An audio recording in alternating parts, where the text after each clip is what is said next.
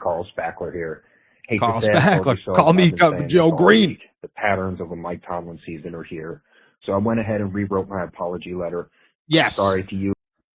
Look, I apologize that this did not go. It was supposed to go out on Saturday. My weekend was insane. The last 2 weeks of my life have been insane. I got contractors coming into my house every other day. I got 400 meetings. I apologize, guys. The Steelers Nation, if this does go into 2 messages, but I have to get this all out here. And this is despite Aaron Rodgers' bad game yesterday. One bad game does not change a judgment on what he's done all year. Okay. To Aaron I'm here Rodgers, for it. I owe you an apology. Because somehow even you, one of the sharpest minds of this generation, got caught in the same hypnotic spell that the Steelers Nation has been lulled into complacency for years. You too fell for the same smooth, caffeinated TED Talk that Mike Tomlin delivers year after year. The motivator in chief.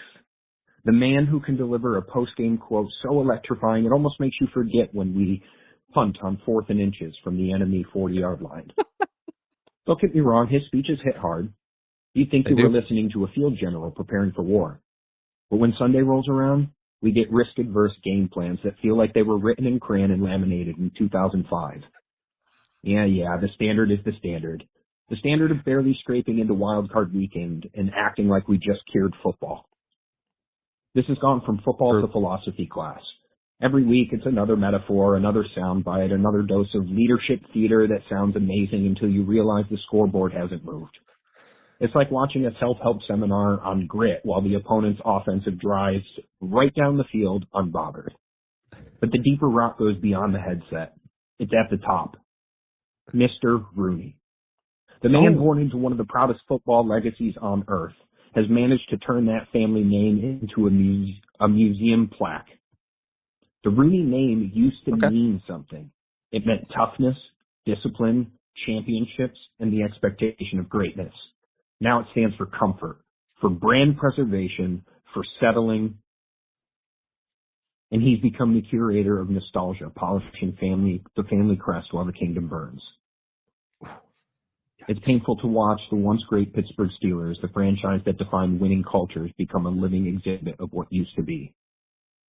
We've got a highlight reel of legends long gone, names like Noel, Cower, Polamalu, Bettis, Ward. But these days, they're more like ghosts haunting the organization, reminders of a time when we actually demand more than just a good effort. Agreed. Tomlin gives speeches like a philosopher king. Rooney smiles like a statesman. And meanwhile, the team looks like it's running on fumes from a dynasty that ended when flip phones were still a thing. So, Aaron, I apologize. Not for doubting you, but for thinking this was just a quarterback problem. Realizing too late that you, me, and everyone else were duped by the same illusion. Carl, I'm going to let you continue.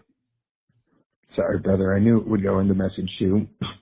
I'm ready for it. Picking back up, though. So, Aaron, again, I apologize. Not for doubting you or believing it was just a quarterback problem, but for realizing too late that you, me, and everyone else were duped by the same illusion. We bought into the brand, not the product. We believed that eloquence meant excellence. But at this point, the only thing consistent about this organization is how consistently average it's become. The Steelers don't need another speech, another standard, or another corporate-sounding post-game recap. They need a pulse. They need guts. They need someone who remembers that our legacy wasn't built on cliches. It was built on hard work and dominance. Until then, we'll keep pretending. Pretending the fire's still there. Pretending the name still means what it used to. Pretending the standard is anything close to the standard. Sincerely, a lifelong Steelers fan who's done confusing charisma for competence. Ooh. The mic drop at the end, Carl's.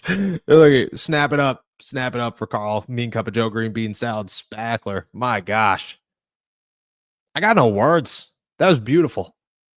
That was beautiful.